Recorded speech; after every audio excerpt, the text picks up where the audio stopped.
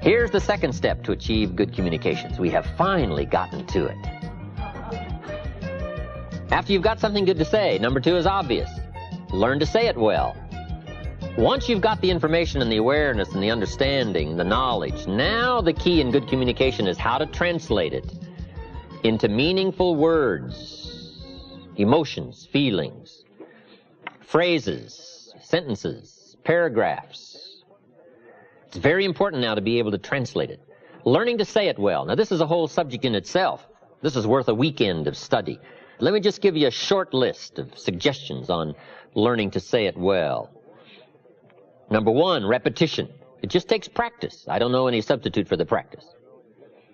To learn any skill, you've just got to go through it again and again and again.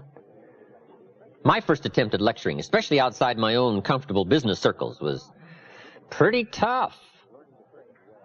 Learning to say it well was a struggle for me.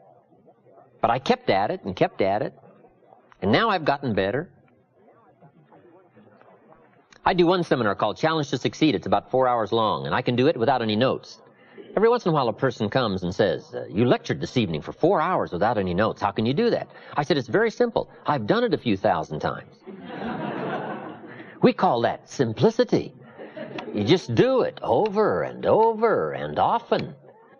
I've got a good question. How long do you want it to take to get good at what you do? You say, not very long. Then you've got to do it often. Do it often. Repetition starts the skill. Now, it also must be repetition with the objectivity of getting better. Because sometimes it's easy to be casual just about repetition and not get much better. How about the man who's been talking for 10 years, but he's making the same verbal errors he made 10 years ago? Or 10 years ago he said, I don't quite know how to put this. 10 years later he's saying, I don't quite know how to put this. We say, hey, 10 years is too long not to know how to put it. We can give you 10 hours not to know how to put it. You can stretch our patience and take 10 days not to know how to put it, but we can't give you 10 years. 10 years is too long not to make enough progress in better language skills. So, repetition with purpose. The purpose is to grow and to change, to develop, to expand, to make progress. Here's some other parts to saying it well. Sincerity. From the heart. With noble intent. Wishing to bring value. That adds immeasurably to your ability to speak well, communicate well. Sincerity. There's no substitute for sincerity. I can forgive you for a mistake in judgment, but I can't forgive you for a mistake in intent. Next key part to saying it well, brevity. Part of the key is to be brief. You can't linger too long, I've discovered in my lecturing and speaking around the world. You can't linger too long on any one point. Brevity. I used to tell stories too long. I'd get involved in a long story on and on. By the time I hit the punchline, people forgot how it started. Now it doesn't make sense. Too long. Here's why brevity is important. The human attention span is short. You haven't got long to get it said before you lose your audience. Now, the best practice I know of here is practice on the kids, because their attention span is really short. Right? Underline really. You talk to kids for 30 seconds. They say, how long is this going to take? Right? I mean, they're already bent out of shape, right? Looks like you're going to take forever to get to the point, get it said. Brevity. Jesus, master communicator, was probably the best. In selecting his team, he would look at somebody and say, follow me. That's brief. That's, right? That's short. Now, how could you be so brief and yet be so effective? I think probably because of all that he was that he didn't have to say. Sometimes we try to make up in words what we lack in self-confidence. So part of the key to being brief is personal development, personal growth, personal awareness, understanding self-worth. Now you can use the economy of words. And this is a good position to be in that what you are adds so much weight to what you say that you don't have to say very much. But brevity is a good point on saying it well. Next is style. And there's all kinds of parts to style, from body language and gestures to facial expressions and eyes and emotion. But style is very important. Here's part of the clue. It's not just the matter you cover, it's the manner in which you cover the matter. Style is important to attract someone's attention, to emphasize the point. Now, I've got a couple of good points here on style. Be a student of style, but don't just copy someone's style. Make sure that the study of style becomes distinctly you. But it is also important to be a student of style. How people speak well, be a student of that.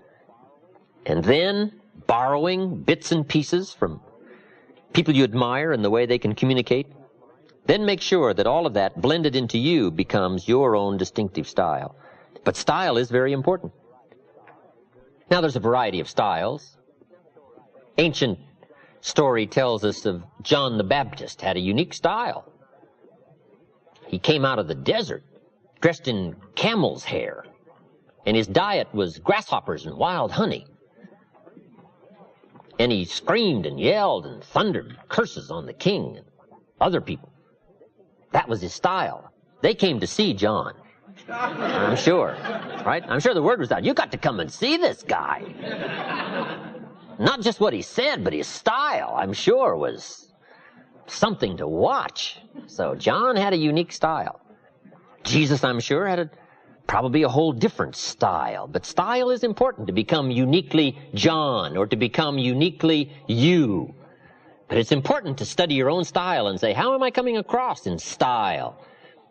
Should I learn to emphasize more? Should I learn to be more emphatic? All these things concerning style.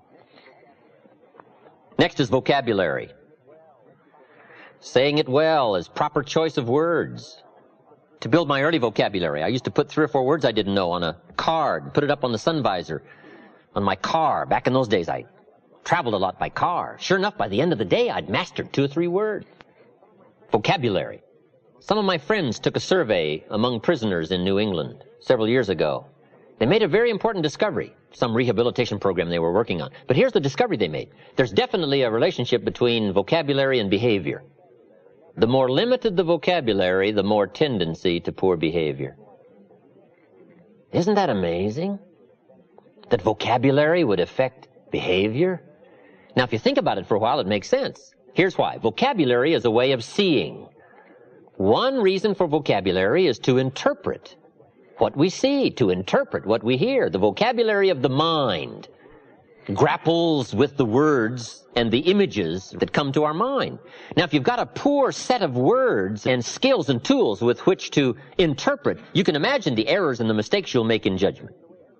And since vocabulary is a way of seeing, if you can't see well, you can imagine the errors you can make and how they compound as life unfolds.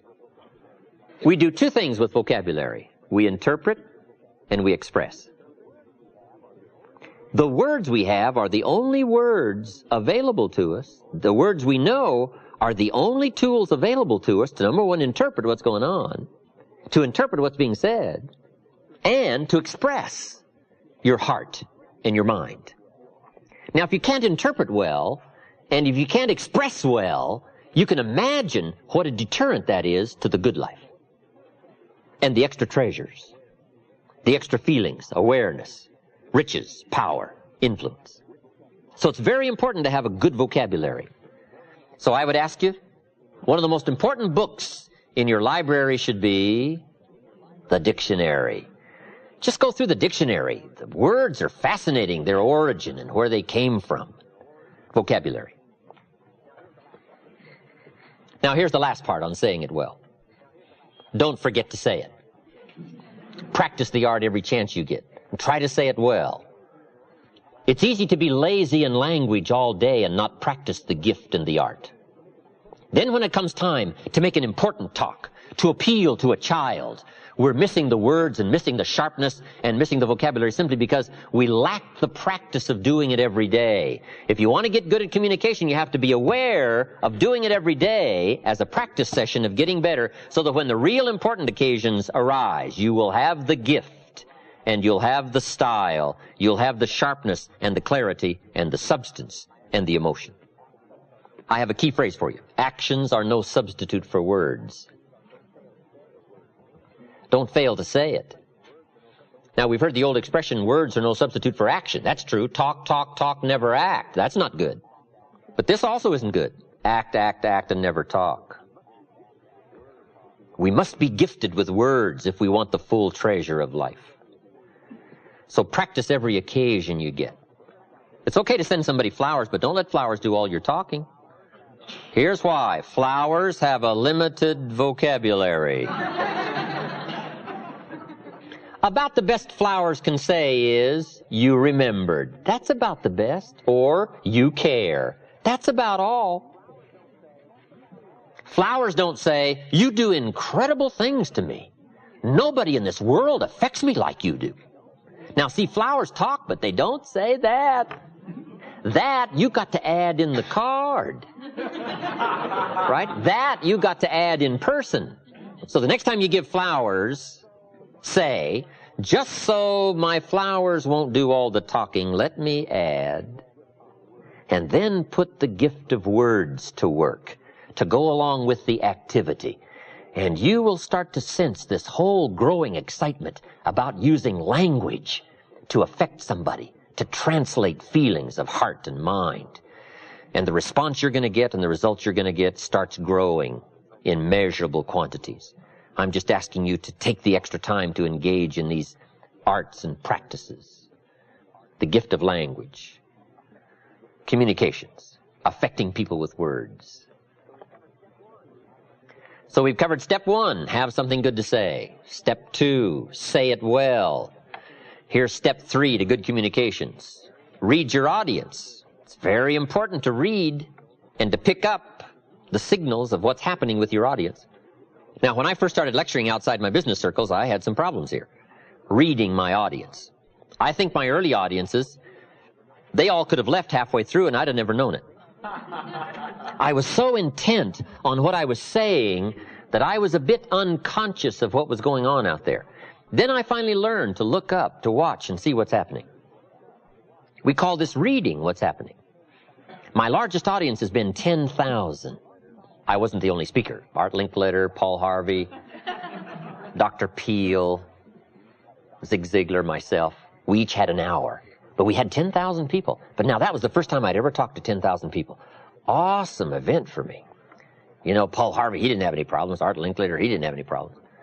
But I had some problems. That first 4 or 5 minutes, right? 10,000 is a lot of people. And you got to read fast. Right?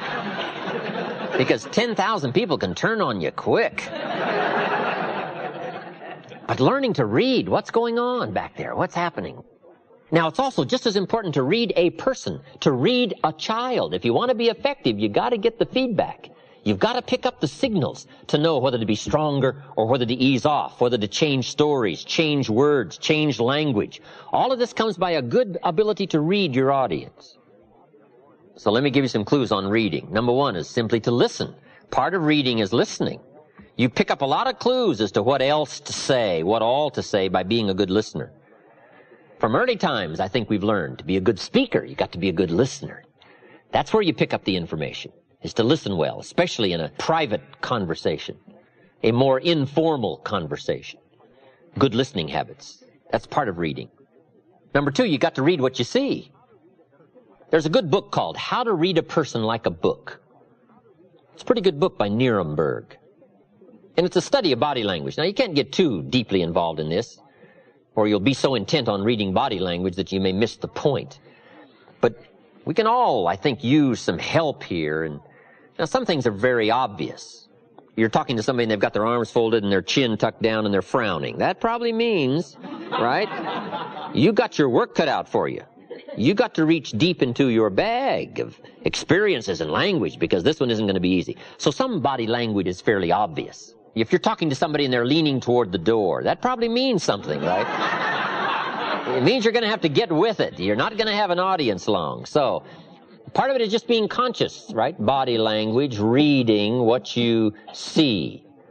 Now, kids are pretty easy to read because they don't even try to fake you out, right? You talk to kids and they're staring out the window. I mean, they don't mind showing their total unconcern. But now here's what's more challenging. In a polite society, sometimes body language can be deceiving. If somebody, while you're talking, looks at you and smiles, you got to make sure you don't misread that. Here's what we teach in leadership skills. Don't mistake courtesy for consent. In a polite society, we learn sometimes to be courteous, but that doesn't mean we buy the story. With somebody being polite, smiling and nodding, you got to make sure you don't misread that and stop short of the full persuasion. Don't mistake kindness for acceptance. In a polite society, we've learned to be kind, but that doesn't mean we've accepted. So part of this is a little more subtle in reading in a polite society, whether or not somebody is buying your argument, if they're being persuaded by your presentation.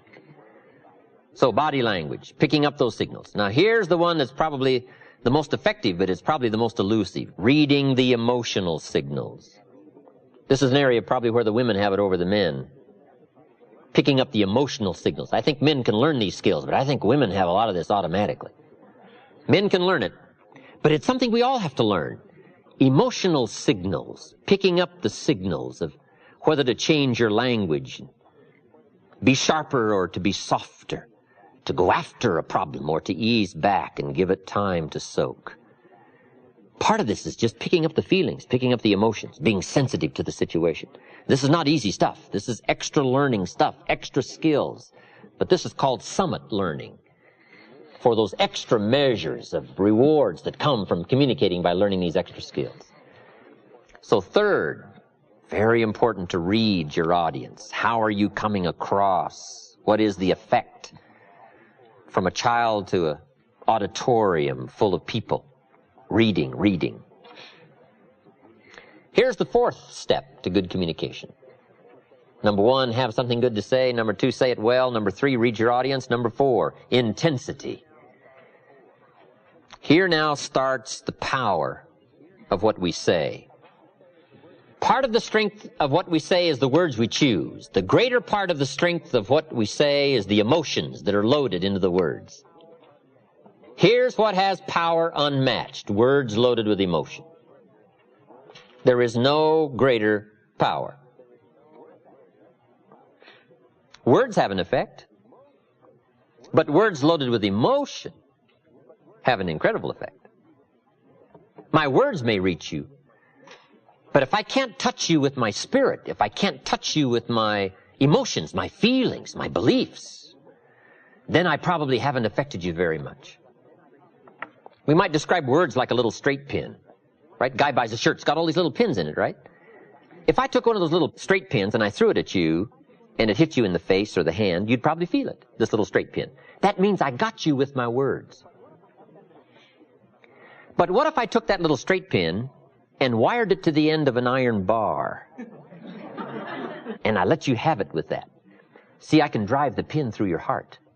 Now, the reason I can do that is because the pin is the words, but the iron bar is the emotions, the feelings, the belief, the commitment.